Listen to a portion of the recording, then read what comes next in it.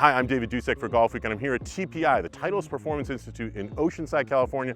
I've got Corey Gerard and Bob Vokey right here. And we've got the new SM10 wedges that have just dropped. Corey, what can you tell me that's new about SM10? David, welcome to TPI. We have plenty to talk about with SM10. The biggest thing here is, hey, what a golfer's going to get? You are going to get a lower flight, better feel, and maximum spin. We talk about that lower flight. It's really, really important. We're doing a lot of that with the center of gravity movement this time. So I want to talk to that a little bit. Center of gravity. Okay, so we've brought it up higher and further forward with SM10. What does that give you as a golfer?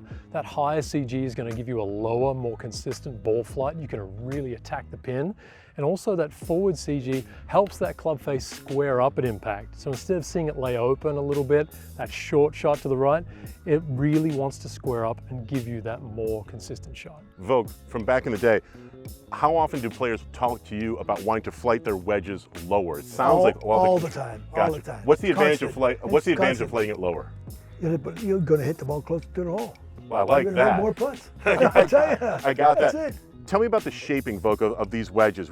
Obviously, like your hand at the grinding wheel, a lot of the experts and stuff like that at Titleist to get the shape just right. What went into the shaping of these? What I really like, we take all the information over from the last series till when we go to the drawing board. Players, what they like, what they don't like, what they want to see, what they don't want to see. Because wedges are tough.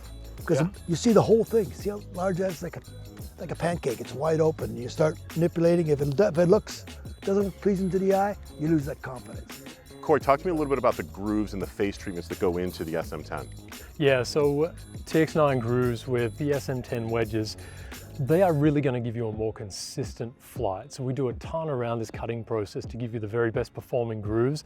And that really is what's going to get you spin. The whole job of that groove is to channel debris into it so the ball can hit the edge of that groove and grip. That's what we want. So that's what we've done here with the SM10 wedges. Really, we've developed a way to get that process very neat, very tidy. This guy here makes us check every single wedge as well. So just to make sure that we've got the best performing grooves in the game, that's what Bob makes us do, is check every single one.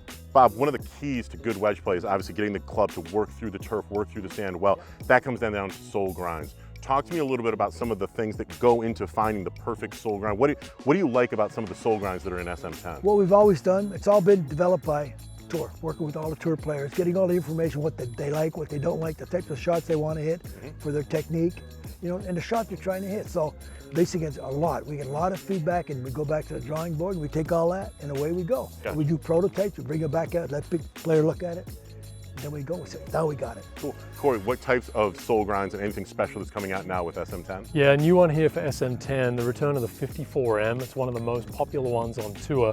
The reason we like this is because as iron lofts get a little stronger, for some people their sand wedge is now that 54 degree. We really wanted to make sure, David, we had an option of low bounce in that for them. So we've got low, mid and high bounce in the 54s. And really, we talk about grinds a lot. What's in it for the golfer? Why do you need to find the right grind?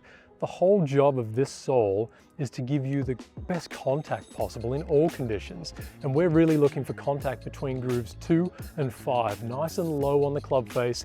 That'll give you that low ball flight, plenty of spin and that stopping power as well. Talk to me about, you've got another wedge right in your hand, the T-grind wedge. I know that's extremely popular on tour. What can you tell me about T-grind? T-grind is really popular on tour because the conditions are a little firmer and the players out there pick it pretty cleanly.